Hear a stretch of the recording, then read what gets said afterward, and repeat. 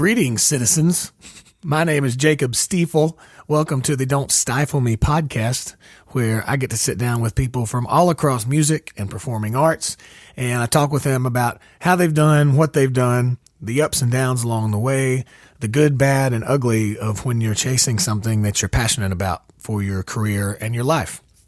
Now, when I'm not podcasting, I'm also a singer and songwriter and musician myself. And though I do need to update my website, I will give you folks a little head start on everything. At the end of this month, which is June of 2018, I have shows in Austin, Texas and in Greene, Texas. And then next month, I will be in Dauphin Island, Alabama. I've got a show here in Nashville at Exit Inn on July 11th. And then I'll be in Jasper, Alabama, Albertville, Alabama, and who knows where else. But for all info on all that and more, you can check out jacobstiefel.com.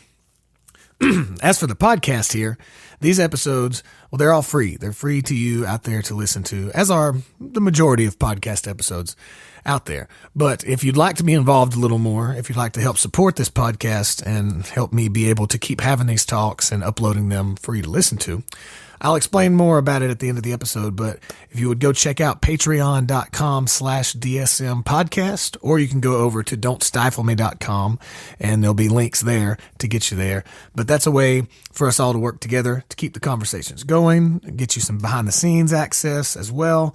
But check that out if you want to. And once again, I'll talk a little bit more about it at the end of the episode. My guest today is one of my best good friends. He's a man of many talents, a guitar player, bass player, tour manager, contractor, road case builder, just all around fantastic, dependable, honest human being, your friend and mine, brother Ryan Cain. Now Ryan, or as I refer to him sometimes as Slim, currently plays bass for country artist Brooke, also a good fella named Johnny Mack. And he did a stint playing bass for me for 2 to 3 years, and we've been great friends ever since. Anyway, he's done some cool shit. He's doing cool shit. He is a cool shit. He came over, we had some rum, and we talked about life. So here is my talk with Ryan Slim Cain. Pick it up from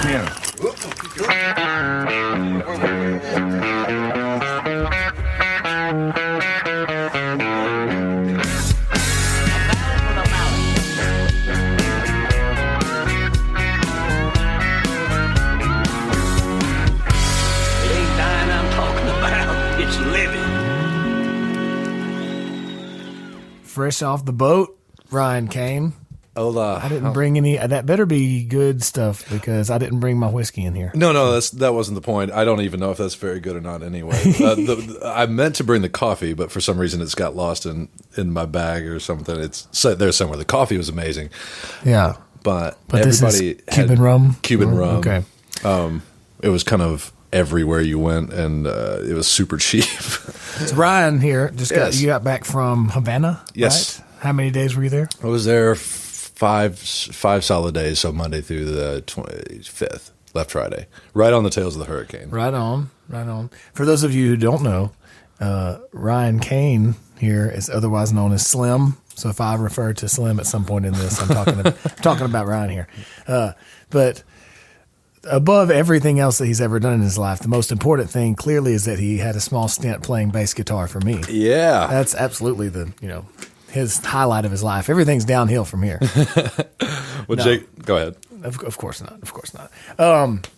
But yeah, so we'll get to Havana. You went to Jamaica recently. Jamaica, yes. Right.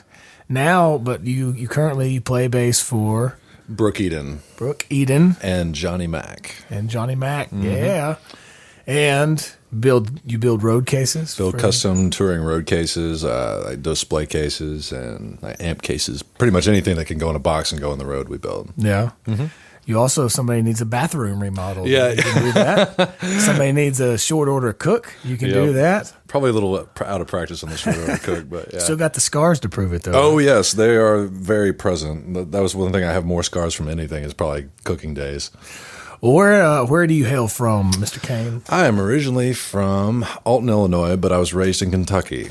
Just south of Paducah is the closest thing I can tell anybody that with the general area. Oh, yeah, I got that. I know where you're from. Right. But, yeah, Kentucky boy. When did you start playing music? When I was 15 or 14, me and my father were sitting there watching Under Siege because I guess it was a guy, What is that? male bonding. That sounds familiar. Tommy movie? Lee It sounds Jones like is a Steven Seagal Seagal. movie. Yeah, Is it was. Yeah. I was thinking that sounds like a Seagal movie. And I liked music, I remember listening to Ricky Skaggs on the radio and things like Yeah. that. But my father was huge into, all Jimmy and Clapton and all the good stuff. But I didn't know anything about it. Yeah. And it just wasn't really my thing. And then I remember sitting and watching that movie, and then all of a sudden Tommy Lee Jones comes in, the helicopter's coming down on the ship, and they're playing Voodoo Child by Jimi Hendrix. And I immediately went, whatever that is, I want to be doing, whatever was making that sound, I want to do that sound. I'd never heard anything like it before and was completely obsessed. Yeah. And then he goes, well, here's my record collection. And I spend the next 3 days with a record player listening to Electric Ladyland, the Beatles, and Eric Clapton, and all this stuff just back to back, and just too much sensory overload. Yeah. And then when it got to I Am the Walrus by the Beatles, I think that's when the spring bounced out of my head and I had to go sleep for 2 days. So Yeah. and then I bought a guitar shortly after that. Had no idea how to do it. He taught me a few chords, and then just kind of was obsessed after that. Just noodling around. Oh with yeah, just the trying. CDs I could play solos like B.B. King very quickly, but I couldn't play 3 chords to save my life. I wanted to do that. I later realized that I got to play songs too. Chords are kind of important. Yeah. It's a. So when were you growing up? When did you graduate high school? I graduated in 1999 in Marshall County, Kentucky. Graduated from there.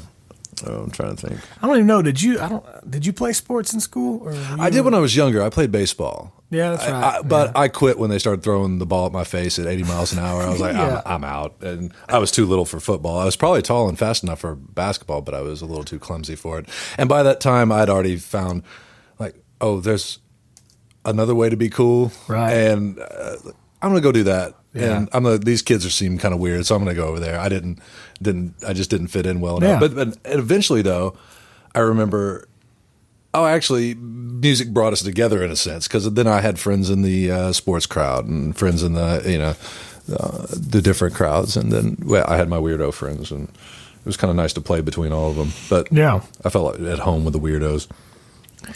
Yep, I played. You talking about you stopped playing baseball when they started throwing, it got serious at you. Yeah, when it got serious. I remember I played from 5 or 6 years old up until around 12. Whenever they started letting kids just throw, as fast as they can, because I had that same thought. I was like, man, this is if he's on the same level of the playing field as I am. Yeah. I don't want him throwing the ball at me. All testosterone and no aim. I pitched, yeah. Most of the time I played third base, but there was one game that I pitched in, and I was talking to my sister and somebody about this the other day. But so at that point there was a 9-batter rule, so to keep people from running the score up. So if a team batted through all 9 batters, the inning was just over. Or something like that. Right, I think I remember lines. that too. Well, I was pitching, and I'm sure I walked like everybody, and maybe I don't know if they could even hit the ball, but it got to the 9th batter. So the 9th batter can't walk, and he either has to strike out or hit the ball. So I'm just throwing balls in there, just all over the place. I think I hit the dude 3 times. But he can't walk because it's the 9th batter rule. So he's got to get out somehow. Oh, God. And I felt so bad. I was like, just take me out. And Dad was coaching. He said, just finish the inning. Mm-hmm. Somehow we got out of it. No, I remember all those. I remember I got beamed a few times with a baseball, and it was, man, these getting a lot faster than they were last time. And then it was just, I noticed there was a nice stepping off point in sports. I was like, I don't know. Yeah, at that point, I was getting pretty serious about guitar at that point, because I had been taking lessons for a couple of years, and I was like, man, nobody's throwing balls at me while I'm playing the guitar in my room. Yeah. I'd rather do that. Yeah, exactly. And then shortly thereafter, the girl that I had my eye on started talking to me, and she came up and had an old blues shirt on and ripped jeans, and I was like, oh, who is this? And baseball. What is baseball? Yeah, forget about baseball. This is When did you start playing out in bands and gigs and stuff? Fairly, probably within a year, I think. And then Right at the end of high school, I kind of started moving out of like the local friends and whatnot. It just kind of, there was a few of us that kind of moved up a little rather quickly. It was like, there's like that moment when you're like, okay, this is no longer just for fun.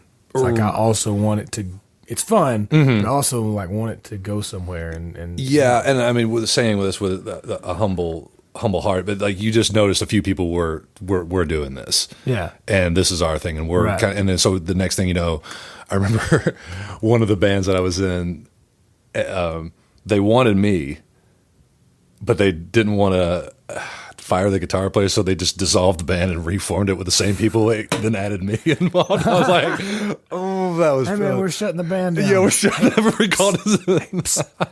Come on. And then I remember in my first real bands, there was just some moments where somebody was fired to get somebody, and then one time I remember I was let go. And somebody else, a friend of mine, stepped in place, and so you took it so personally, and it hurt so much because it was just like you're falling in love for the first time, and then my friends broke my heart, like, oh Lord, like, how are we gonna make it out of this? I remember you telling me a lot when you were on the road with me. At that time, when was that? Like 13, 14, 15? 13 to 2015, I believe. Yeah. So yeah, we had like maps and iPhones and GPSs and all that. But I remember you saying like when you first started going out on the road, you had like flip phones? Flip phones had just started, and basically everything was MapQuest directions and an atlas. Yeah. And there was nothing worse than leaving the club at 2:00 in the morning, trying to drive home or trying to drive to the next town. Everybody's drunk. Everybody's got a buzz. Everybody's drinking, and then we're just looking at an atlas. Like, okay, and the St. Louis is under construction. Yeah. So nothing makes sense. Even we'll start printing Google directions. Those are half wrong because that was the Wild West of. Of directions back. That was then. back when the MapQuest and Google stuff would take you to the back side of the property. There was screaming matches that were at 2:00 in the morning outside. I was like, if we take one more wrong turn, I'm out. I'm quitting this band. I think there's bands I'd still be in if we would have had directions. Yeah. When did you go to college? What was I did. I started to, and then I was working, and then I started. That's right when I started playing. Like I guess professionally and playing with like the big local cover band, and is that the band that still plays like once a year now? That's one of them, but that hadn't happened yet. This was the other, like the Who's Your Daddy? Who's Your Daddy? This one was called Monkey Finger, and but they were the biggest. Like I don't think I had a band name that I liked until later on in life. Yeah. Like, oh, okay, yeah. But I think the first band I was in was called Carpet, and the next one was Carpet, and then Starvin'. Just Carpet. Yeah, we just named it Carpet. I don't know. We had no idea how to name anything. Like we all knew how to play, but nobody knew how to name. And then what was it? Starvin' what? Starvin' Marvin. I think that was something that lasted about 8 months. It's like a metal band. Like half the band was metal, the other guys were blues, and the other guy was like into grunge. And not sure what we wanted. Yeah, we just all of us knew how to play, and that was about as far as the thought process went. But I think around like 99, I started playing out quite a bit and started jumping from those groups and kind of making some things happen. Then I was giving the college thing a go. I was giving the college thing a go, and I liked it, but all I was doing, I was so tired. I was staying out to 3 a.m.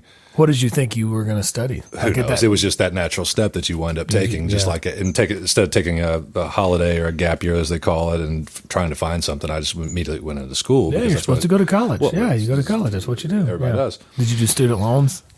I don't remember. I didn't do student loans then. I did student loans on my next go, but I was only there for probably 9 months, so like a semester, and then I immediately went, "This is dumb." And went full time with my music thing, and then working at a music store, teaching guitar lessons, fixing guitars, and so I did that for probably a good solid 2 years. Moved to Murray, and then I look back and it feels like it was 5 or 6 years that this all happened, but it was only 2 or 3, maybe 2. And the next thing I know, I was moving to Florida and going to audio school in Orlando. Oh. So, did you go to like the Full Sail? Full Sail. Yeah, okay. I did live audio, and the bad part about that was I had already been playing. A lot of those kids had never even seen a PA or a mixer, they were just or a microphone for that matter. School to go to. So there was 6 months of just a bunch of stuff I had already done before, where the first time I was like, oh, this is setting up a PA. I'm like, yeah, I do this every weekend. Not diminishing the school by any means. Right. But No, it was so it wasn't until later that we got into the real heavy stuff of, dialing in a good mix. But even that is, you can't teach somebody ears and good tone. Yeah, you and can all teach that. them what to do, but you can't teach them how to hear that. Hear like, it at yeah. all, no. Huh, yeah. How long did you go there? It was just 1 year. It's basically Okay. 2 years crammed into 1 year. Oh, You were staying I up to didn't remember that you two, went, yeah. 2 years. You'd stay up to like 2 o'clock in the morning because you had classes 10 to 2 a.m. sometimes. Really? And then you'd have off 2 a.m. to 6, and then sometimes you'd have a 6 a.m. to 10. Ooh. And then wouldn't have anything till the following night. So there was a good couple semesters where I don't really remember anything of what sounds we learned. confusing. Just completely not trying to spend any money because you knew any money you spent, you had to pay back. So Yeah, I was so like that's- you did rolling my student own loans for cigarettes that? and Yeah. oh yeah, I was like rolling my own cigarettes and just like smoking that one. I was like, oh god, if this is everything I I'm only spent gonna on smoke doing. half this cigarette. And then, yeah. When did you do the marriage thing? That was right during the middle of that. I wound up getting engaged, or I got engaged around the time right before that. That I was leaving to go to school. It was the following week. It was 2 weeks that we got back together and then moved down there. And somewhere in my tenure of school, we decided to get married, and she moved to Hawaii. And so we didn't see each other for about a year after that. Were you married at that point? No. Oh, okay. No. So you So were after, engaged. I'm sorry, after school. No, it's all yes. right. Yeah. So you got married after that, and then moved to Hawaii. That's when you lived in Hawaii. Yes, lived in Hawaii just for about a year, a little over a year, I guess. You've told me about that, like how used to being in board shorts and sandals. Oh, yeah. you are. You go to the grocery store and guys are just walking around in board shorts. Oh and yeah, stuff. yeah. It's such a thing to get used to. I think you go from, as much as you want to be cultured, and you still are from Kentucky, and you're not. This is your first time out in the world, whereas Yeah. people are more free with their bodies, and nobody gives a damn that Yeah, they're just living. they're just living. And you go to the grocery store, and all I have on is board shorts and flip flops. Nobody batted an eye at it. Yeah. But it was a nice, just living in paradise, really, for a year. What did you play music while you were I there? played a little there. Yeah, I found a crew immediately, but it was super strange. That's actually kind of what drove me off the island, because at that time I was ready to go, ready to get in the van and start life and become I was ready to do it, and nobody is ready to do anything musically there. It's there as it is. Yeah. They're playing in weddings, but you're not. What I mean is, you're not leaving the island, so it's not like you're going to go to St. Louis tonight and play to the great masses, and then go to Detroit the next day. And Yeah, you're on an island. you hit these 4 little bars. It's like being in your hometown, surrounded by 5,000 miles of water in every direction. So I was very bored really quickly. The funniest thing, though, being jumping into like bands, and I was the only like gringo white guy, and we're playing all these songs that I'd heard of, but all in reggae versions. Oh, wow. So you go to a wedding, and I'm in blue jeans and a V-neck T-shirt and cowboy boots, and they're like, "Who the hell is this guy?" Everybody's wearing aloha shirts. Well, I'm like, I'm not wearing that. Yeah. And like this guy, no, khakis and aloha shirts. I'm like, yeah, no, I ain't wearing that. So I'm you the only. slow up in just in Ryan Cain attire. Yeah. Plus, I'm also 2 feet taller than everyone there. So it's like, who's this guy? Who's this Woody looking motherfucker? So we're playing weddings, and I'm trying to figure out how to play the local stuff. And then there was a local jam, and I met one of my great friends there. His name's Phil Ellison, and he is my age now, and I was Like 20 then he was how old you are now. Oh, and I wow, remember yeah. thinking, like, God, that's such a strange thing, how old and veteran he seemed. At Yeah, the time, yeah, and just like a traveler of the world, and he had moved there and went there on vacation and just stopped, and it's like, this is where I'm This is moving. it. So send my bags to this location, Yeah. and has been there ever since and loves his life. And I remember going, that's such a strange thing. And then now I'm You're there. almost I'm going, exactly in that moment. I'm going, I completely understand every single bit of that. Yeah. And Who he knows was the next place you visit, you might just say, all right. Oh, this yeah, is- that is not too far off the mark. It's so funny. You see these things. You kind of dial it down after a couple of days. You kind of go, okay, get back to reality a little bit, But you do. I mean, you just go, I could do this. Yeah. And it's not that terribly hard. You just have to have. I mean, I've had that feeling just at like Gulf Shores or something. Oh, yeah. Just on any regular standard Gulf beach or whatever. On Completely. the East Coast beach. I can't even imagine going to, Belize or Jamaica or somewhere you've been. Like, I could definitely see how you would have that feeling of, I could swing this for a little while. Yeah. Or at least during the winter months. Yeah. That's part of my plan, is to get out of here after Christmas. Say hello to the family, love everybody. Okay, New Year's party, I'm out. I'll see you on. I'll see January 1st through St. Patrick's Day. Yeah. See you in March. Yeah. Like, I'm doing something else, like save enough money or do something, or find like a little part-time thing on an island somewhere. Yeah. Where you can just box up everything and just shut operations down. I was saying the other day, because I think sometimes about, like we're talking about, just going to a beach somewhere and just living. I'm going to sell sometimes I daydream. I'm going to sell everything I have and just move to a beach and just bum around and bartend or something. And it's just a daydream because then I think, well, yeah, it'll start at that. Then I'll start like teaching guitar lessons.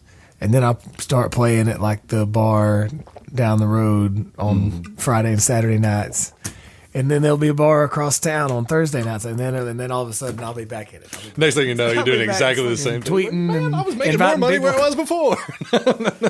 I'll be inviting people out to shows. And it's just, who knows? Oh, I know. It's so funny because I've been trying to leave music for about a decade now. I remember it too. It was like I can see the time. I remember putting.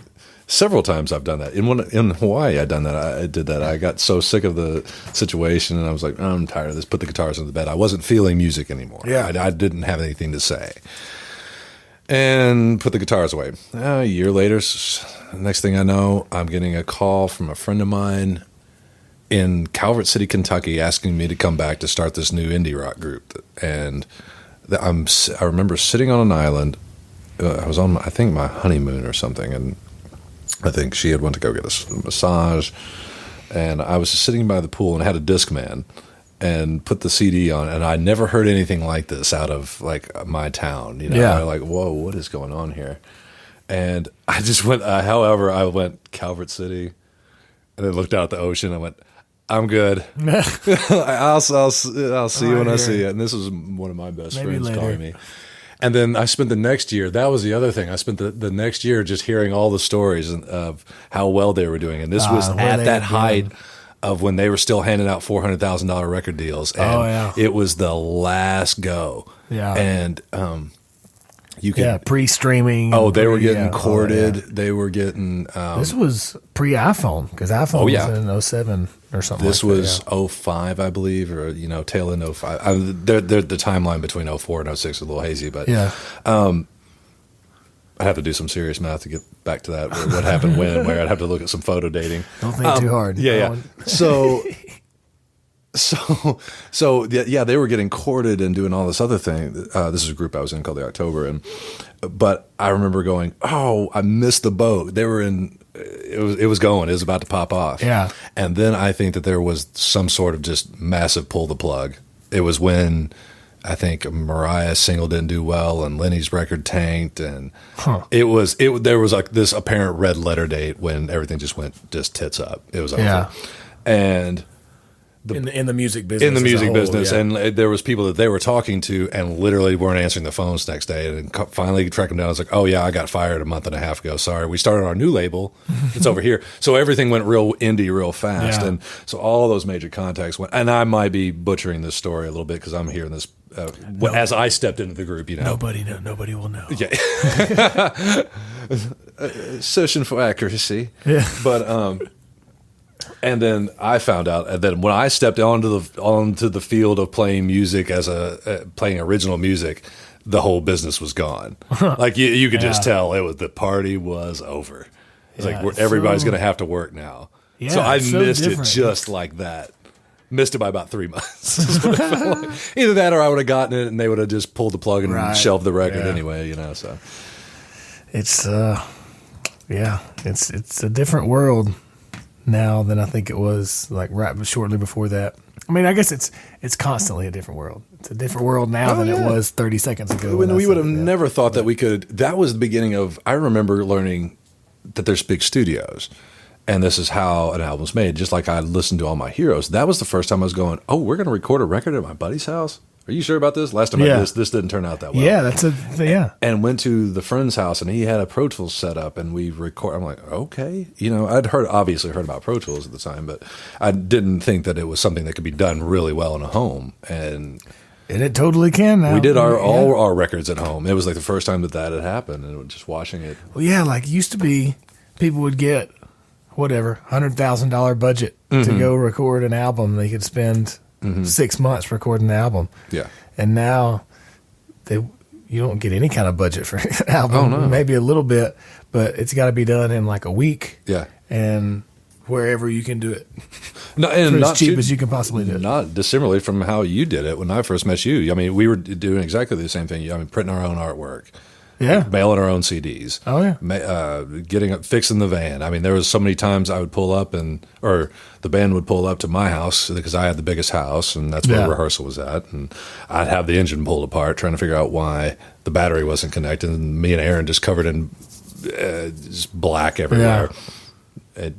Mad at the band already because they weren't doing it. Put your shit in the car and let's go. Were you with us the time that the alternator went out on our van? Yes.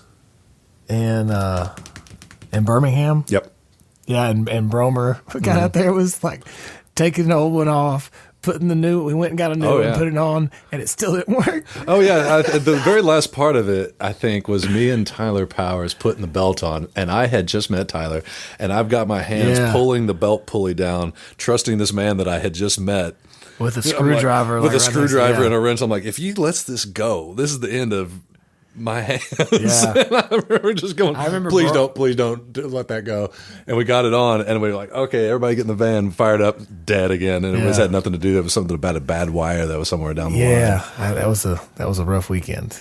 Because then we got it, eventually I got it fixed, but that was after I had to we had to borrow my cousin's truck to bring you all back up here to Nashville. Oh, yeah. And Bromer laid down in the back underneath the luggage in the bed of the truck. Yep. And we got back, and then I had to turn around and drive back down there with my cousin's truck. Yeah.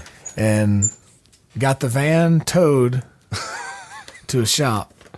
Got him to put in new alternator, fix it, whatever. Got him to fix something that was messed up.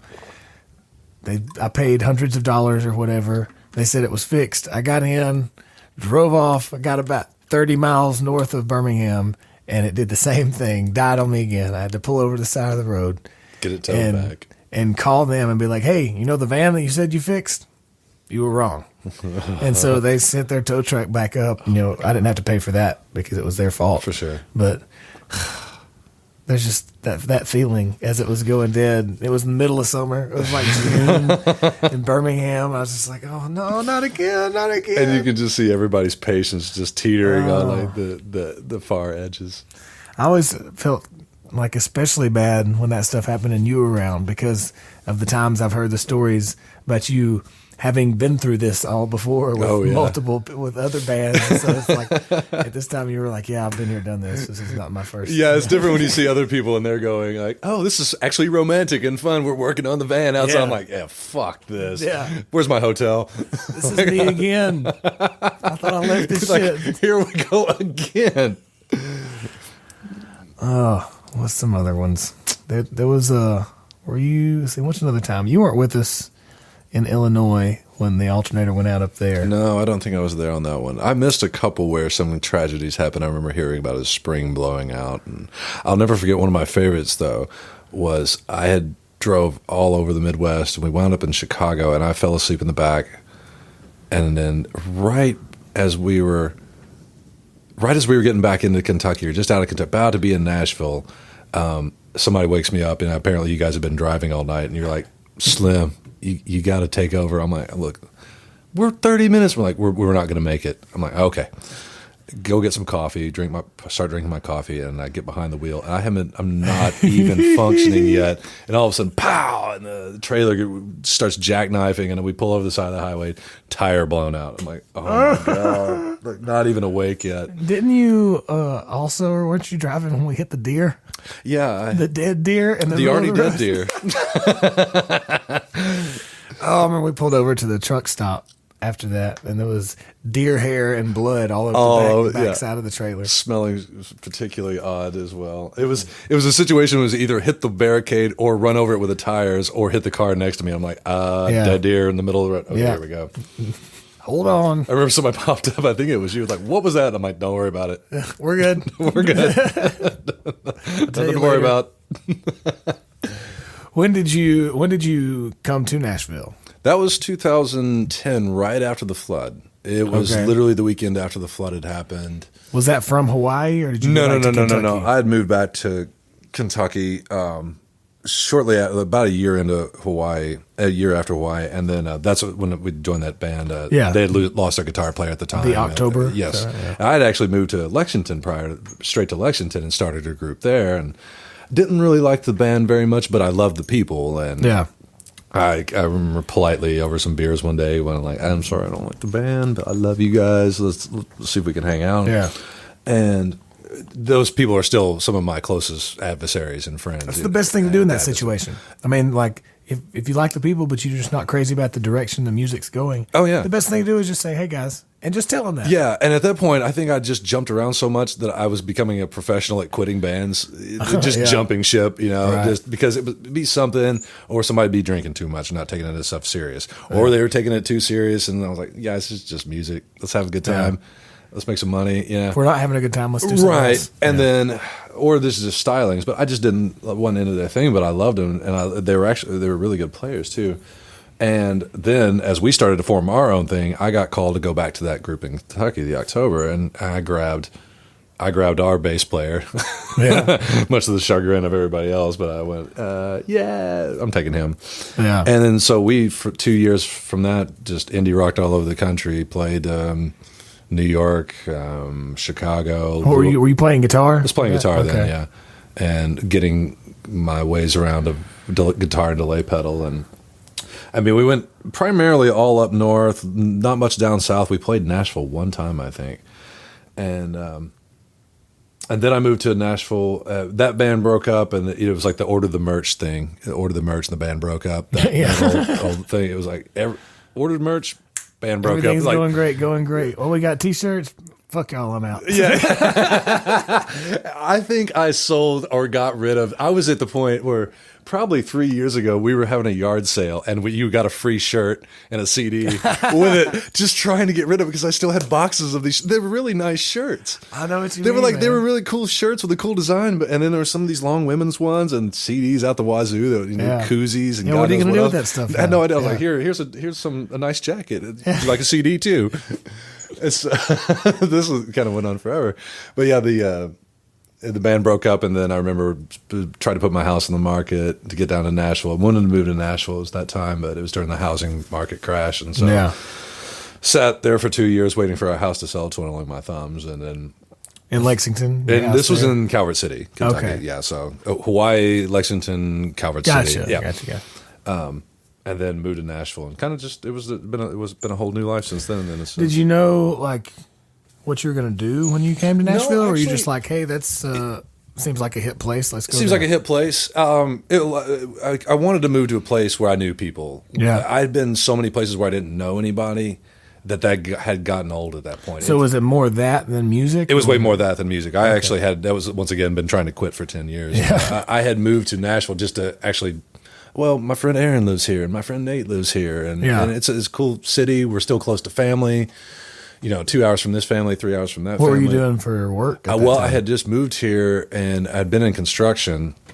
And right when I got here, a friend of mine goes, my friend that actually we had been in the cover band days with, Aaron Spraggs, he goes, would you be interested in working in a kitchen? I work at this restaurant. And I remember training him on the menu on the road when he was moving to Nashville. And I was so excited for him that I was like, he's moving to the city, he's going to be a drummer. And I was like, I'll help you with your menu, And so I'm trying like, what's in the ahi panini?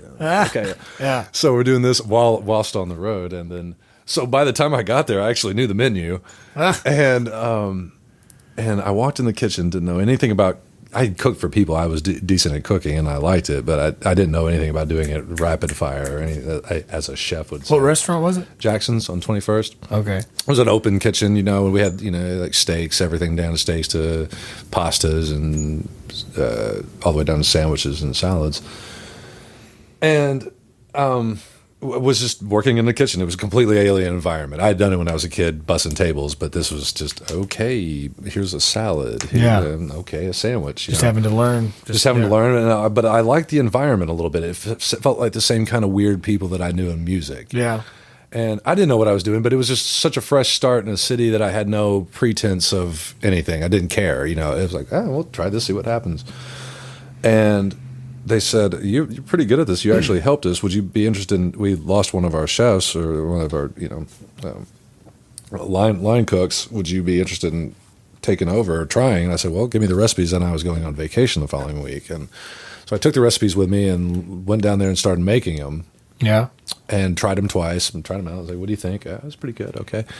And then came back, and the next thing I know, I was like in the kitchen doing it, all on the floor doing it, and made it through a Wednesday night, and made it a little bit through a Friday night, and got pulled. Just got in the weeds. Couldn't. I'm not there yet. Yeah. And then the following week, I'll never forget. It just all of a sudden, it felt like that scene in. This is maybe a bit of an exaggeration, but like a scene in A Beautiful Mind when all of a sudden he starts seeing all the lines that he's making and see the trails going to this one. I was like, oh, okay.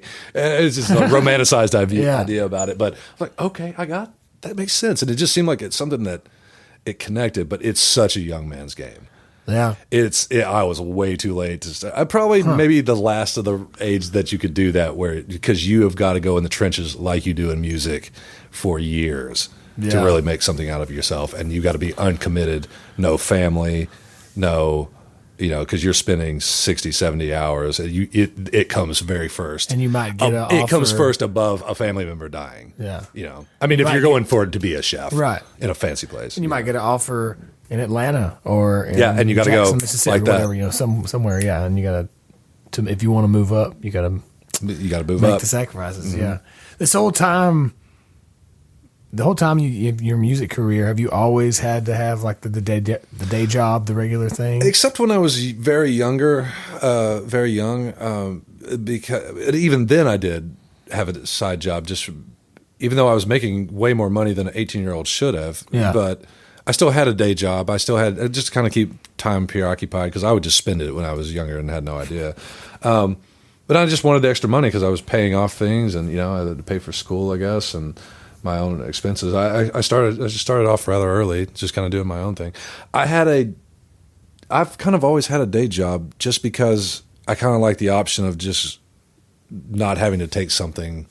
Yeah. Even though I didn't like it, because I'm just too much of a heart on the sleeve kind of player. If I don't like it, it just completely shows. Yeah. I was never been able to go, the music's all right, and get by with it. Yeah. And continuously do that. I've noticed it didn't happen much, and I don't think it was because necessarily music, but like sometimes I can tell like when your heart's not in it, or when your head might be somewhere else or something like that. I've been able to tell like when you had, it's like that with most anybody, but when you got shit going on, it's hard to put that behind you and play. It's very difficult for me to do that.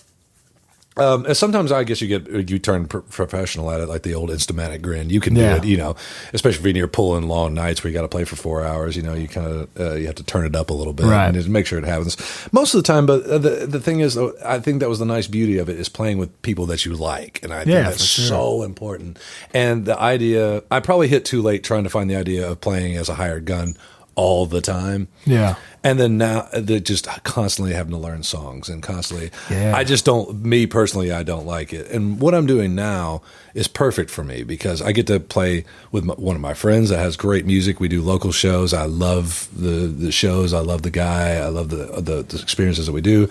And then I get to play for, Brooke Eden, and it's just such fun music and such a blast. And we fly to Denver and California. Yeah, it's cool. You kind of get the both Opry, things because Johnny Mac's independent, got his own kind of run shit himself. Yes. And whereas you got the other side of the coin with Brooke, she's got Deal or whatever. I mean, she's got people behind her, and all the stuff. So you can kind of see both sides. So yeah, in some regard, I feel like, I've been very successful at it because I get to, I'm not sleeping on the floor in a apartment in New York, while people party on the table on top of me. It's finally we're staying in a nice hotel. We're flying. People are taking care of us. There's a bottle of Jack and a bottle of gin in the dressing room, and there's bottles of water on the stage. Okay, good. We're moving up. We're moving up. Yeah. And so no, and I'm fine with that, and I actually get to enjoy it. I don't play so much where I don't like it. Right, because that exists. That very much exists, yeah. and I've experienced it where I'm looking at. It's so sad when you look at your instrument and go, I don't want to touch this thing. Yeah. Like an abusive relationship or a toxic relationship. You look at it and go, I don't even like you anymore, Yeah, it's when I got to that point when I played downtown all the time, like 4, 5, 6 nights a week for hours and hours. Yeah. You strum a chord and you just go, I never picked the guitar up at home. Mm-hmm. It stayed, half the time or more, it stayed at the bar. Mm-hmm. And I would just go in there and get out and play the same, go through the same song and dance every weekend or whatever, until it got to where I just would be walking out of the apartment to go play and be like, pour a drink to drink while I walk to the bar or whatever. Yeah. And, when I started realizing that's when I stagger home, start making different choices, and all right, why am I not loving playing music anymore? Yeah. So now you're playing for those two folks and the case thing. Yeah. When did that start? That started when I moved to Nashville. I left Nashville for a brief period, probably about a year, and came back. And when I did, we were supposed to leave on radio tour. Yeah, that was after you played with me from like 2013 to 15, and then took a sabbatical. And then a regroup. Yeah. Step back. Zach Morris timeout. Timeout. I called it the famous retreat. I gotta look around. I gotta pause, look around for a second. I popped the champagne and retreated. I'm out of here. And just snuck off in the night. Completely didn't tell anybody. I was like, I gotta go. Yeah. And then came back. And when I came back, we were supposed to ready to go, hit the road, and then they didn't do it. They wound up putting her on radio tour, or maybe it was a misunderstanding of sorts, but whatever it is. I didn't have any job. It wasn't now starting until May, and I'm going, oh my God, So I'm blowing through savings like at an alarming rate. Just got into a house, and and what am I going to do? What am I going to do? And then I called the guy that actually had given me the job and said, "What are you doing at this case company? What are you talking about?" And called him out, come by. So they build custom road cases. So I started working there shortly afterwards, and didn't know what I was doing, but I knew how to build things. I was crafty with my hands, and so the next thing I know, this little company who's kind of going, well, we'll call you on Monday. Let's see how see if we're busy or not, and see if we need you. So I'd come in, land on Sunday, and we started picking up the shows. It has went from just 2 or 3 people to now like 7 or 8. And just escalating.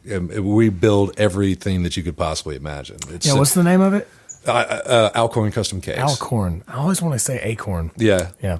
I walked in off the road, or came back from Jamaica, walked in the door, and there's a moose head sitting on the table in a big red case for somebody that wants to go in their green room.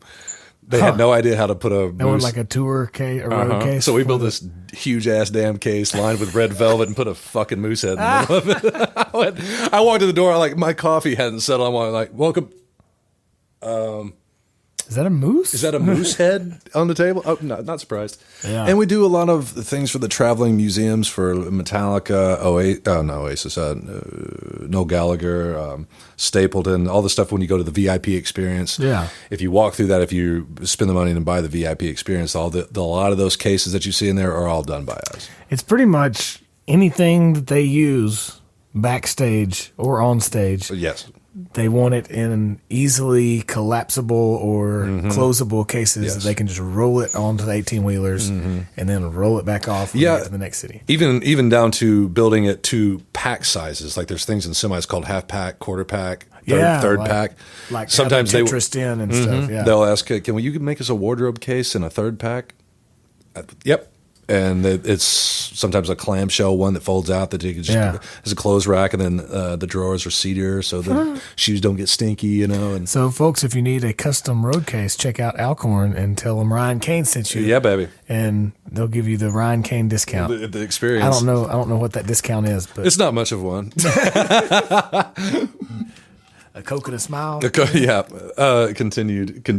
Continued fondness and appreciation. Doing that? We should try some of this rum here. I should try some of this as rum. As we get into your travel talk. Now, ladies and gentlemen, travel hour. This is travel hour on the slim side. So, I have we no should idea drink the water that's in the bottom of these glasses. How you doing out there, folks? You beautiful people listening. So we're about to have some rum from Cuba. Is this legal that you brought this from Cuba? Can you do that? That's the hard part. I thought that I read every travel blog. Sorry, trying to talk and pour drinks. Sometimes it's hard for Slim to do more than one thing at one time. First time he ever went on the road with me, I was driving, and he set his coffee on the dashboard and spilled it on my nice fedora. Poured it all over. Yeah. Creamer and coffee. I was like, well, new guy. So I was just as kind of nervous about going as cheers, my man. Thanks for having me on your show. Yeah, thanks for being here. Yes. So what brought up along this travel urge? Well, I figured that with all we've done so many travel, me and you, all these acts that we've been with, and we rarely get to see anything. It's always go to St. Louis. Oh, that must be awesome. No, we just saw that back alley of the Cicero's. The van or bus. I've seen more back alleys and dumpsters and drunk people falling out of them. Homeless if not people, us. Yeah. So you never really get to see anything. And then if you do get a little bit of time, you're tired, or it's like, well, so-and-so wants to get back. Him and his girlfriend are having trouble. And, right. Okay. And then, or you just want to get back, or you have no money. So all these things, we never really got to see a lot of it. We would make hay when we could. But I want to start seeing some of these things. And I just want to see a little town in Jamaica and see what it's like. Instead of going, I watched people get off plane, get on bus, and go to Sandals. Yeah, right. And they never saw anything. Yeah, you could that's do not that. Jamaica. Sandals is fine, but you could have done that in Gulf Shores or wherever they have Sandals. And they never saw anything. Now, granted, I went to what would probably be considered pretty scary. Right. Like if you had never done this before. If you were a 23-year-old hot blonde girl. Yeah, I wouldn't. But the thing was that I would run into people like that were like an attractive female by themselves. I'm like, are you doing this by yourself? They go, yeah. We go, really? I met a girl from Scotland, I'm pretty sure. And she, the website. Well, that's not bad. Yeah, it's not bad at all. The website Couchsurfers. Yeah. It's like Airbnb except for free, and you just go crash with people. Mm-hmm. I've used it several times on solo tours. But this girl is from Scotland, and she was a early 20s, attractive blonde, and she came here and stayed with us and just passing through. And I've seen her travel. She travels to countries all over the world. And I remember talking with her. And several people that I've talked to that do traveling like that, they're like, yeah, you just do it. You just do it. Like you can't, if you wait until you can afford to do it, or you wait till blah, blah, blah, till it's the right time, you won't ever do it. No, I booked the tickets. I booked the Airbnb. I booked the tickets, and then I try to find that. I do them kind of. I'll have it up on my screen on my computer. I do it in tandem. Yeah. And then I look at it for about 3 or 4 days, and the one I really wanted to gets got off for that particular day. And I'm like, damn it, yeah. And so that kind of escalates the urgency to get the next one, to pull the head, and then book, and it just happens. And then I was telling my sister about it, and she said, "How does he?" No offense, but she was like, "How does he pay for that?" Yeah, because she knows my budget. As a musician, yeah, for sure. And like he just does. I said you got flight miles, and I use flight miles. Yeah, when this flight mile thing ends, that'll be a whole new ball game because then it'll have to get serious. Right. But this is just more of a tester thing. I mean, literally, I went to this little town in Jamaica and had my own private cove paid for $310. Yeah. Took $300 like with Airbnb, me, and brought 150 of it back. I mean, you're not staying at the West End over now. If you want to go to Sandals and spend $400, then sure. But I wanted to see a real town, right? And that's what I told her. I was like, he went out to where the locals are and what they're doing, to the markets, and It was like going to Fife, Alabama. on an island. It's just the same exact thing. Of course, I was looked at funny. So would I look at a 6'2" Rasta man walking down the Marshall County, Kentucky, right, and they're like, "Who the hell is this guy?" But then after 2 days, they go, "Oh yeah, I know. Hey, that's Ryan. Yeah. Hey, what's up?" And there's nothing to spend your money on. So it's not like you're going and spending $40 at Peter so-and-so steakhouse or anything like that. You're spending $4 on a whole plate of just grandma's cooking. What was it you said in Jamaica where you bought some fruit from a guy and you gave him more money than he wanted, and he was like trying to give you more stuff? Yeah. Because you were like, no, just keep the change. And he was like, no, here you more. Yeah. He kept trying to give me, I apparently gave him the equivalent of like $1.50. And he goes, oh, I'm sorry, I'll go get change. And I go, no, that's okay. He gave me what I would have paid $40 for it. Right. At a store here in town. Whole Foods or something. Yeah. And I'm going, oh my God, this is beautiful fruit. Look at this. And he's like, I didn't even know how much to give him. I just handed him like $2 or $3, and then he starts trying to let me make change. I'm like, keep the $2. It's fine. And I didn't have anything to carry it in. It was my last day, so I'm just holding it in my shirt, walking back, eating all this fruit. What was it, like star fruit or something? Star fruit was one. Anisberry and sour sap. Anisberry, that kind of sounds like a dirty movie. It was. Well, and that's the problem with the fruit too. It makes you feel like, because you're covered in this creamy, like, it's getting sexual, folks. But no, it's a sexual feeling kind of fruit. Yeah. You're just going, oh my God, I feel funny. It's so sweet, so decadent, so creamy, and you're just sticky afterwards. So yeah, there you go. Rock and roll. more than you wanted to go. But I found that fruit at a Rasta's house that was just falling down. That I kept walking past his house every day, and I want to go see what this house is up to. Walk up, and this guy comes out. His name's Sid Sai.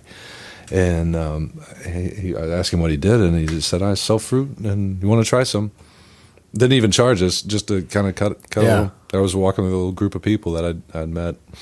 But when you're down there, you just meet just random folks. Meet people, and sometimes don't meet people. You know, just enjoy your time by yourself and the thoughts. I spent 90% of it by myself. Yeah. There was a couple times I ran into. I got taken to this party up in the hills and met all these Canadians, and it was extremely random. Yeah. But living just directly on the beach with a private cove right next to where Ian Fleming wrote all the James Bond series. Oh, yeah. And he had come back after the war because he loved the town and bought that little house and started writing. Yeah. And it was the same little beach, and he was just a solo guy by himself for all those years. Actually, I think I was reading about this the other day, and his home or whatever that he bought there on the beach was called the Golden Eye, or the Golden Eye Mansion, or the Golden Eye House, or something like that. And that's what he named the first books after, because that's where he wrote them or whatever. So now that area that is that little, Chris Blackwell from Island Records that found Bob Marley and all that, he's 70 or 80 now, bought that house and developed it and turned it into an exclusive resort. Driving through the town, I'm staying right next to it, where you could see the towels being cleaned. Yeah. On the same access roads. Yeah, you couldn't tell that this place was there. You were not getting in. It was black car. Wow. You would walk past the gate and didn't know that was the place. Huh. Yeah. And I did walk past it, 20 times. I'm like, this surely got to be here somewhere. You're not getting in. Like, the cars come at night and they leave at night. It's super exclusive.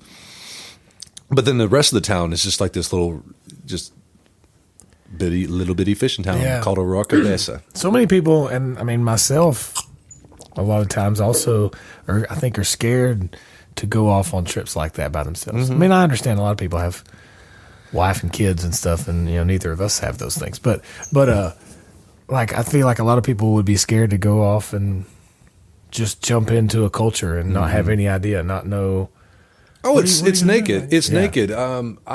Sometimes it is scary, but I think it gets easier the more you do it. Yeah. There was times, I mean, that was the first time no, that's not true.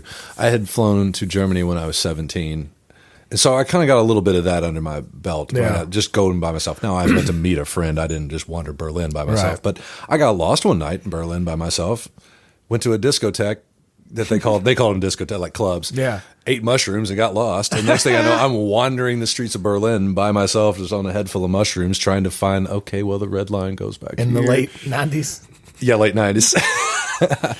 Wow. Before anything, had no contact, no phone, no cell phone, nothing like that, you know. Yeah, I haven't ever been out of the country and done something like that, but I kind of approach, like when I go on the solo tours to Texas or wherever, I kind of approach it that way, just going by myself, and I'll go play the show and either stay at a hotel or crash with somebody or something. But while I'm out, I also try to either go, here's a good trail, I'll go hike this trail. Or For sure. There's a good museum here in San Antonio that's been recommended to me. I'm going to go check it out. I try to, because who knows what life will bring 6 months from now or a year from now. I may, absolutely, if you're going to be somewhere again or not. So I've been, especially these last few years, like trying to really live the journey, not just go play the show and go back to the hotel and drink and go to sleep. And it's part of also just, I mean, I say this, like just learning to love yourself and fall in love with yourself and be your own best friend, you know? Yeah. When you do that, you can actually just see so many things for what they are and hit these highlights. And, those times when I was scared and I was going, man, I'm by myself in this. Like, phone doesn't work. None of this. It actually made me feel that much more alive. Yeah, when you make it through it, when you make it through it, it's empowering. Mm-hmm. You're like, oh, I did that. I noticed myself. My travel thing. It's become my kind of theme, and I just expect it now. Is that I'm going to get swindled right out of the gate. I'm going to get what's the better word for it? Got or like ripped off or ripped something? Ripped off. Yeah. It happens almost every single time, and I think it's just I'm waiting for it. I'm like, who's it going to be? Usually the first cab guy or something like that. In Cuba, it wasn't the cab guy. It was later that night. I'll get to that, but I always got the first day. Get ripped off the first day, and it's kind of like, well, you didn't. It's not like they stole $100. It's like I probably should have paid $10 for that, and that was $25, and you just kind of go, ooh, they got me good. Yeah, you see it. You start to being a tourist. It's part of being a tourist, and it also sets the tone. You kind of go, okay, got me once. Yeah, right. That's it. Yeah. And then you're on after that. And it's just, I mean, Cuba entirely different from Jamaica. I thought I spent so much time going over my every little detail, make sure I didn't screw up anything. Yeah. You don't want to go in the wrong place in Cuba. Right. I wanted to make sure I filled my visa out properly. And what was the reason for going? Did I answer the same on my airline ticket? Did I bring enough money? I walked in the door. They just grabbed my stuff and said, thank you, next. Okay. And when I left, the same way. It was. I had more. It takes me more time to park my car and get my ticket at Southwest and get on a plane to go to Denver in America than it did getting into the airport. Getting into Cuba. Yeah. Getting in and out of Cuba. Huh. What was the coolest thing about the trip, the Cuba trip? First of all, I was headed there by myself, and at the very last minute, my friend from California is a cinematographer, director of photography. He called me and was like, man. As I had offered him, I was like, man, come to Cuba with me, just kind of offhandedly. Yeah. And I was like, I'm going by myself, but more the merrier.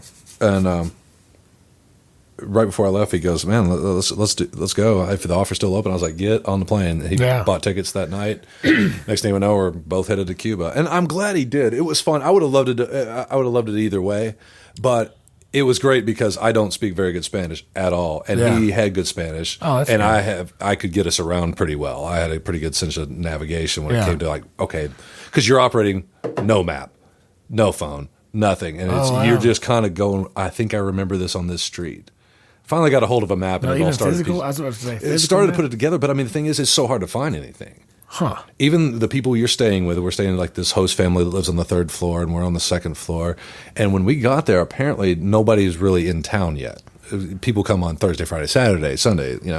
We were there Monday, and they'd also had a plane crash on Friday, and so the first part of the week was kind of in mourning, if you will. It was kind of just like we had friends die, So, where were we headed with this? You and your buddy. Oh yeah. Honestly, the most amazing thing was just honestly the first 2 days, just seeing everything. Yeah. We were just in awe, in overload, sensory overload. It's all the things happening at one time.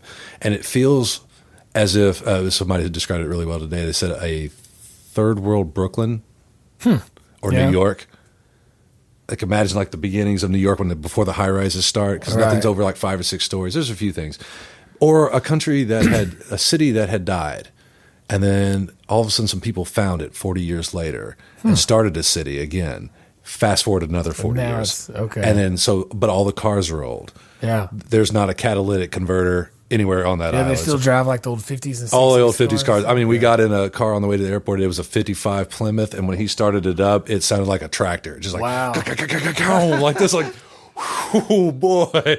You had to get 4 miles to the gallon, you know what I mean? Yeah. But, there's so much smog, kind of on the ground level, and our throats hurt. But, I mean, it was all just trivial in comparison. But it was truly amazing. It just truly, everything that you think that it would be, I can only imagine what it was like in 1932. Yeah. Can only imagine. Man. I will go back. It actually felt like a soul kind of recharging place. Yeah. You felt very alive in it. Jamaica was just very relaxing and kind of needed for that moment in time. And write some things down, drink some coffee by yourself. Did you smoke a cigar? No, I'm not much of a cigar guy. Yeah. Me either. I like the idea of a cigar. I want to love the idea so bad, and I just fucking don't. Every time I put one, I'm like, I got to do all this. Right. I puff on it like I feel like 3 times. my man card should be taken away. I'm like, man, I don't want to smoke all this thing. Yeah. I get like 3 or 4 puffs in, and I'm like, all right, I'm done. I'm tired. I'm tired of this. Yeah. If they made half cigars, that would be all about it. The coffee was absolutely excellent. I think the food scene it's on its way. Yeah. We had to find a few places, but it's not there yet. It's not like it is. The 2 guys that put up the video of playing. That one dude, it was on your Instagram, which is at Moonshine Slim. At Moonshine Slim. Go check it out. But there's the 2 guys. One of them's playing a guitar, and he's got a shaker in his right hand. Yeah, and he's playing and doing the shaker as he's strumming the guitar. And then other guys got like some kind of just an upright bass with a stick, like a tub. With a stick tub that bass. it was like a wash tub bass that he was also slapping, and then he's got like a harmonica? Yeah, the guy with the shaker and the acoustic guitar was playing with a harmonica. Yeah, and singing. So he was like doing harmonica. There was music everywhere. It's a very musical. There was people playing on just almost everywhere. Really. That's cool. It's I could have sat and watched those 2 guys. Oh yeah, all day. And that's what all we did was wander around on a rainy day when we needed a break from the booze and the mojitos that were $3. Yeah. Like we went out to 2 a.m. And when we needed a day to relax and it would rain, because apparently this hurricane that's now backtracking and hitting here was coming in. Oh, okay. So it was starting to rain a little bit, and so we because this was just a few days ago, right? Oh yeah, This was like 4 days ago or something. Yeah, 4 days ago. And so we just bounce from cafe to cafe and just drink coffee or espresso. So we just get wired on coffee. Like, let's go to the next one. And we're just uber nerding. He's a cinematographer. I'm just in amazement. We're just taking pictures left and right because you didn't even have to try. He was going, these are movie sets already made. Yeah. My crew would lose their damn minds, if they saw this. But it's hot. It's sticky. It's smelly. And it's a beautiful all at the same time. It just makes you we met these people from New York. They were staying in the same building that we were for a brief minute. And then there were 2 people from Holland that came in, and so we passed our notes on to them. Yeah. I had somebody there that was there the week before that had, you have to try this place. Go in here and say so-and-so. That's great, yeah. And try this one. Don't go here if somebody tells you to go here. And then make sure you do this, this, and this. And I took that note and I was like, all right, we're going to do that and embellish on that. And that's exactly what we did. And we went, well, man, she was 3 for 3 on that one. She did good. And then I passed that along to the people from Holland and said goodbye. And we went off that way. And the next thing, it was over. And the other thing that was very strange about it is we couldn't figure out the airport situation. There was 2 different terminals. And it's very hard to explain that. Say just not knowing the language. It's just not being able to communicate nor look it up. Usually you kind of go, I'll just look it up instead of asking this person that kind of speaks. That was not an option. Yeah. There was no map of the airport. When we went to the airport, I went, I have no idea where I'm going right now. No idea. And when There's we pull, not and when good we signs at the airport? No, and like usually anywhere you go, there are signs. It's like, okay, we're going to the airport. Thank God. You know what I mean? Like, a little picture of a little picture of a plane, or like, yeah. yeah. Anywhere you go in the world, that is the case. Not here. We were in that 55 Chevy. Even coming in, I leaned in. We're still going to Havana, Old Town, right? Oh yeah. Like, I hope. Yeah. And then we got to the airport, and Mike looks at me, and he goes, "Does this look right?" And I go, "Nope, not at all." I was like, "You got 3 floors, a ground control tower." I'm like, "I wasn't at this one at all." And so I was like, "Okay, well, let's just get out." We paid our $20 for a 45-minute cab ride, and go inside. And I talked to some lady, and I was like, "Please, English, por favor." And she goes, "Yes." And I said, "Where is terminal for Southwest?" Yeah. She goes, "Oh, it's at another 2 kilometers from here." Yeah. And I go, "Okay." So we said our goodbyes. I jump downstairs, get a taxi, go to the other terminal. Then I find out where. But it's all just right in front of you at that moment. And if you want to know something, you just have to ask somebody or sit down and talk with them and figure it out. Yeah. I think the best thing you would get out of all that, it's similar to the smaller level of travel that I've done to this point, is figuring out that we're all just people. Like we're people everywhere. The bottom 97% of us, other than the top billionaires who rule the world, the rest of us are just people, and we want some shelter and some food, have a little sex, not get killed or eaten, and then somewhere to sleep that night. It's exactly true. And like the more important people, they just want to make a little money. They want to have a good conversation, take care of their kids, have a little sex. It's just like little romance or whatever. You just see it as that's all really people want. Yeah, truly is. If you wind up in a bad situation, it usually has nothing to do with you. Or you're being an asshole. Yeah. Like there's a violence in Jamaica, but it's got nothing to do with people from Germany or Kentucky. Yeah. It's like gang related stuff in old towns, like in some of the poorer areas and whatnot. Yeah. But for the most part, I would guess the people that you interact with are just like people here. They just look different and speak differently. Yeah. In Cuba, the hard thing to get through is the hustle. And we wanted to stay down. We wanted to stay in the shit. I mean, we wanted to be right in the thick of it. I didn't want to be. There is the Grand Mazana Hotel. It's right on the Court Square, and it's probably $300 or $400 a night with the infinity pool. Yeah, and you go to those places to kind of stop for a second, like to be able to get out of the because you're smelling the fumes, you're getting hustled, you're seeing all the things, you're on sensory overload, and you just feel like you're going to battle as you walk out the door.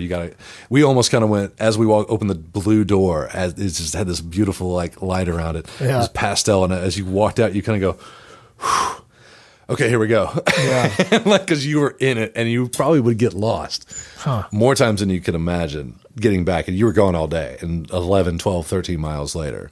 Yeah. But every now and then it was just like, we're going to go upstairs to this bar and sit there and have a cocktail and chill. And the drinks were all of $2 more than you were drinking. Still lower than Nashville prices, but you're looking at the rooftops of the whole city. That was the nice places. Those are the nice places, What was the drug situation there? Almost none to be found whatsoever. I never smelled weed. Yeah. Never smelled, never saw anything. I don't know if it's not. Honestly, I didn't know if it's there or what to do. Hid it very well, or it's super hidden. Yeah. The only time anybody offered me drugs, they walked up to me in almost a movie-like creepy scene. Just watching me, like cocaine, cocaine, and I went. It just seems so odd. Like just the way, if he was fucking with me, it was great. I hope he was, because it just seems so epically scary. They say, so I was in Tuscaloosa from like 05 to 09, and everybody that I talked to was like, oh yeah, cocaine was everywhere in Tuscaloosa. I guess I was just ignorant and blind to it. Because I never did it, so I guess the people who did it were like, he doesn't do it, so we're not going to tell him that we're doing it. I felt like it was more prevalent in smaller towns than anything. Even when I grew up, drugs were very bad. I mean, like all over the place. And the only thing you couldn't get was heroin. Yeah. But especially in those small towns, and I think that escalated over time. There wasn't no pill you could not get if you wanted it. Fortunately, we were all just smart enough to like dabble in a few things and tried a few things. And Right. like, okay, I need to stop doing that, Right. and then you just do, most people, then you go back and you see, so and so, see the people that didn't. Yeah. Yeah, I've had several. I've had I don't know, 3 or 4 guys or guys and girls that I've graduated high school with or grew up with that have died from OD, from pills and booze, and then going to sleep and not waking up. It's fortunately not that uncommon. It's scary when it does happen because you start to analyze yourself, and you're kind of doing that thing where, like, oh, well, do I drink too much, or do I stay out too late, or is this how so and so wound up, and you go, okay, well, I learned to stop here, but at the same time, we live because you think it could have been me. Like several of the guys were my close friends. Like we were, 9, 10, 11, 12, and at some point, life, they veered this way and I veered that way, but it could have been me. I know. It's tricky to see it. It's rough to see when like it hits you full in the face. Like, wow, okay, that was the wrong road. I'm so glad that I didn't get got, because it could have been you just as easily. Well, now that we went down that dark path, well, we got positive. This rum's pretty good. Rum's pretty good. I noticed the rum was pretty good. Everybody walked around with this bottle of it's called Club Havana. And you could get it anywhere. There was a business eked out of every little spot. There'd be just a dude in a doorway and shelves selling something probably at the bottom of his steps. Yeah, and you could peer through the buildings, and there'd just be these whole other lives going on, and sometimes run down completely. Everything seemed like it was built out of concrete and fucking manhole covers. Like, just everything was heavy and thick. Every chair you grabbed was hurricanes and stuff. I think the whole city was honestly built very well to begin with. Fortified. Yeah. I mean, everything was just steel and iron, it just seemed nothing made out of wood or anything like that. So all the buildings are still standing. Yeah. Anyway, you walk down the street and at 2:00 in the morning, and bars seem like they closed. Let's see if we can grab something else. There'd just be a guy in the doorway selling water and at a club. Pints, big bottles, $6. Like the big bottle, $6. Like, okay. It's like, well, this guy sold it to me for $4. All right, $4. No, and I noticed something else interesting too. It seemed like people were bored. Yeah. And I loved what I saw, and I feel that something's about to change there, but they just feel like the rug's going to get pulled at any minute. And that's maybe a bit of speculative thinking, but there's not a lot to get excited about. Well, didn't the embargo just get lifted like within the last couple It did, of years and I still don't know what is going on with that, but it's still in the process of. It's still not there yet. But there's people making strides. There's, catering to tourism, because that's all they have. Yeah. But it feels like it's about to just blow up. Yeah. And that's what's so cool about it. It's like you got to walk into a town that's just about to just pop. And it's going to be the next, for better or worse. Yeah. Next Sao Paulo, next Ibiza, next New York or something. Yeah. It's just that close. And it may take 15 years. I'm not going to say that it's going to, all of a sudden they're going to be shooting fireworks off and it's like, hey, but it's perfectly so positioned being that close to Miami. We should buy some property or something. I guess you can. Can you? Yeah. Can you buy property in Cuba? I think there's a lot of hurdles, but the people that I bought from, the people that I rented from, hell, half the time they're just like some dude that just bought a place, went through the hassle. And you got to understand, I don't know what the rates are. Yeah. But if you pay $50 a night, I paid $50 a night for air conditioning, shower, breakfast in the morning, and a place that was nice and clean. Yeah. Sheets changed. They made you breakfast in the morning? Made you breakfast in the morning. You walk outside and there's a little mama out there. She was a little older lady. She'd make you just eggs and and fruit and papaya and had hot sauce on the side and jalapenos chopped up on top of it. What site did you go to find that place? I was just Airbnb. Airbnb? Yeah, yeah. Oh, nice. Yeah. Completely no secret about any of it. I just read about 3 or 4 different reviews, and after doing it one time where I was kind of like, I don't know, you completely you do one trip by yourself. Right. Do one trip, get get lost and lose your damn mind. And then the next one's like, it's all good. You know, it'll be fine. It'll figure itself out. Jamaica, there was no way to get to an ATM. In any of these places, there's no way to get to an ATM if you ran out of money. So he's just like, well, I took $600. We'll see what I got. Yeah. And I think I had some petty cash from the gig that I had to play when I left there. I was like, well, worst case. Yeah. This is bail money. But you had to be careful. You had to stick your wallet down here. You have to keep your wallet kind of on your front pocket, but still, most of the time, most of all this was just preparedness. Yeah. I never felt like anybody was really trying to take anything from me. So I say this all in the mind frame of go do these things. You'll be all right. Sure. Where's your next place? I don't know. You just got back from this one. I got, my mind's still reeling. I've been thinking about Europe a little bit. I may want to jump in. Yeah. Jump in with you. Yeah. I gotta go somewhere. I gotta get a passport. It's not okay. Oh, passport's dead. Yeah, I gotta get mine renewed. Yeah. Also, I look 10 years younger than my passport. Oh yeah. It's a direct reflection of time when you look at it and go, oh my God, and also look like a crazy man. I didn't need a passport. Well, the question of questions here. Sir. Actually, first before we get to that, what do you call a bull standing in the middle of a field masturbating? I have no idea. Beef stroganoff. Yeah. What do you call a cow who just gave birth? No. Decaffeinated. Oh, Jesus. Hey-o. Yeah, the Don't Stifle Me podcast. If you need a joke writer for your TV show or your movies, call me. No, if you could give yourself some advice at 17, 18 years old, you get out of high school, you think you're going to go to college because that's what you're supposed to do, what would you tell yourself, knowing what you know now? Don't go to college. Immediately get out, find some people that want to go travel the world, go travel as much as you can for that year, fall in love, fall out of love, do some drugs, don't do some drugs.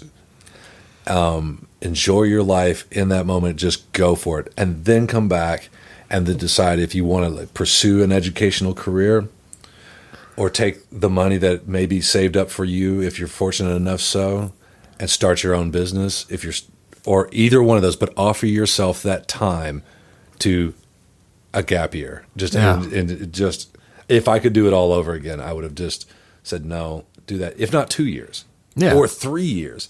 It's just your 20s, man. It's just it's such don't an important feel time. like you're gonna get not caught in the wrong, because you can just wind up in the wrong place. Yeah, I think that's great. Yeah, you don't need to say any more than that, Ryan Cain. Sliminy Cricket, OJ Slimson. What were some of the other ones? Slim Boney. Slim. Talk about a nickname that took off. I don't know how. Where did the Slim come from? It was from me and Benny sitting up late one night talking about we needed blues names because I'd never had a blues buddy before, and so we were sitting up drinking gin, making up your own blues nicknames. Oh yeah, making it like that. You got to have a blues nickname before you start a blues band, man. Yeah. Come on. So we're sitting up. Benny Carl is who we're referring to, who was on the earlier episode here. Yes, sir. I listened to that podcast. That was fun. I love that man. He's a good chap. We met immediately playing. I remember I bent a note while I was playing, and he immediately looked over at me, and it was a true love. He looked at me and goes, "You're on my team." Love at first bend. Love at first bend. Next thing we know, we're sitting up late at night, writing blues songs, drinking gin, and become a blues saying, Moonshine Slim. Moonshine Slim. Yeah. So that's the Instagram. That's the Instagram. You'll see some of my pictures from some of my travels. I'm thinking about starting a travel blog. I know that's about everybody's got one now, but maybe just how to do things a little bit by yourself and on a budget. Yeah. And not to be scared. Yeah. I dig it. Yeah. Any other goals, aspirations career wise coming up? I know for a lot of us it changes from every few months. It seems like it changes every few months. I feel like we were talking about this. So if I could just have a building where I housed all my interests. Yeah. What did you say? Yeah, mine's going to be It's going to be a yoga studio / gym and weight room / coffee shop / breakfast kitchen. Yep. Oh, that's a good idea. Maybe political lobbying for morals and wholesome people. Yeah, exactly. I don't know. And maybe one or two other things I'm not thinking of right now. Guitar lessons. But it's going to be Jacob's fun house of I don't know what the hell I want to do when I grow up. Yeah. Yeah. So do you want to come work at that? We can. Yeah, that'd be perfectly cooking fine with school me. and tour case manufacturing shop on the end of it. I always wanted to teach like younger people how to do life. Just like, okay, if you ever lost, let's just just teach people how to do things. Okay, here's how you make a little pasta. Yeah. Show them videos of people from Walmart and be like, this is not how you know. Yeah, exactly. I don't know, man. I'm actually honestly very happy to say that I don't know. Yeah. And I feel like I'm standing kind of borderline at the precipice of some strange things, and I'm just not going to make too many my own plans. Yeah. It's kind of that thing of you feel like as you're taught as a kid, and whatever religion that you believe in, or whatever it is that you do believe in or don't believe in, you're kind of taught to like give it up and let it go. Yeah. And the more you try to control it, I'm sure there was a Rockefeller out there that didn't say that, or they took their own destiny. Sure, fine, fair enough. But I think sometimes it's still, I just wanted to be happy. Yeah. And living with that on top of it and trying to push something you don't know is even right. You're just going for something. You think it's something. I am being more and more comfortable with just going, I don't know, and just seeing what happens. But pushing all along. Yeah, man. It's staying engaged, driving, pushing, and moving forward, and then just kind of seeing what happens. And I'm beautifully lost at times. LIVAN. Cheers. Living, man. All right, so Johnny Mac, if they wanted to check out Johnny Mac stuff. Honestly, don't name the website, but if you search Johnny Mac, he's up there somewhere. Paris, Tennessee. Out of Paris, yeah. Paris, Tennessee. He's got a great album called Johnny Mac 2 that has a lot of celebrities playing on it, and then he's doing another show with Waymore's Outlaws. Waylon Jennings on the band. He just bought some cool stuff off of that. So he made some neat stuff. And then they do a great show, great steel players, and play down at Leaper's Fork. And then I play with Brooke Eden. We just played Denver last week, and we played the Grand Ole Opry next month. And I'll have links to. Oh yeah. If you look up Johnny Mac, Brooke Eden, you're gonna see it. You're gonna see. I'll throw it up on the show notes too. Yeah. Well, fantastic, brother. I'm glad we finally sit down. And do this. Thanks for having me. Cheers. Thank you for everybody for listening. Shall I start? Yeah, man. I'm just following you, baby.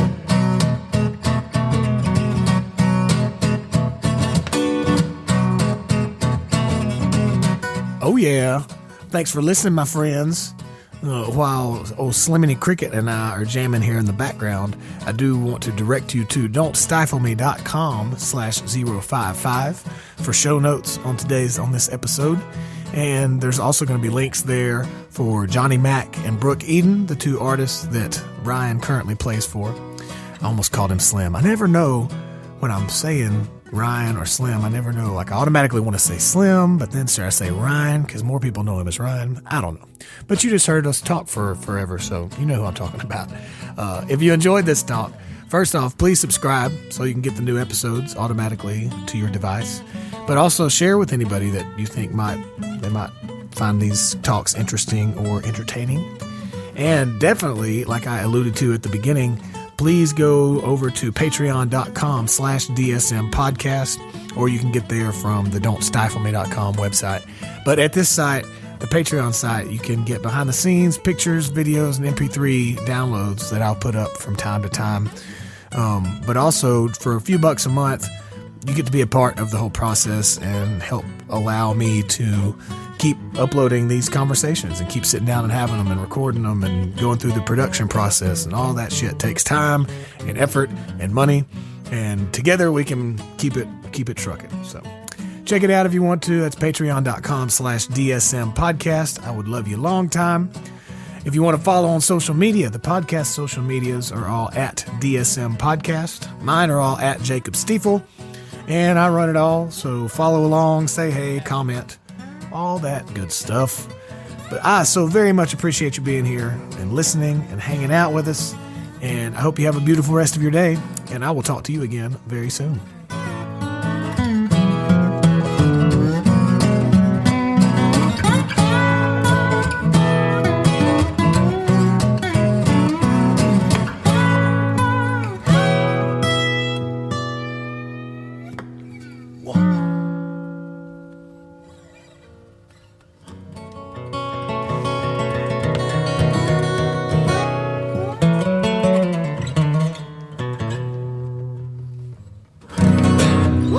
Yeah, baby.